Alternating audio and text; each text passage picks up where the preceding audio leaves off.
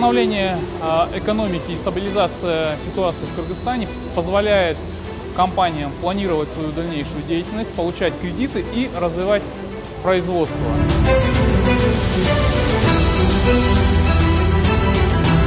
За счет средств РКФР в сумме $3 миллиона США были приобретены новые современные линии итальянского производства, аналогов которых нет в Центральной Азии. И сейчас компания является лидером по выпуску и производству продукции.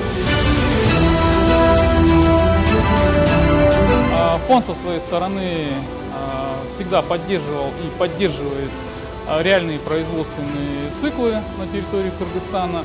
Мы готовы и дальше финансировать проекты и готовы вкладывать как можно больше ресурсов для создания рабочих мест, для развития экспортоориентированных производств, притока валюты в страну и для направлений по импортозамещению, которые позволят стране совершить экономический рывок и улучшить благосостояние наших граждан.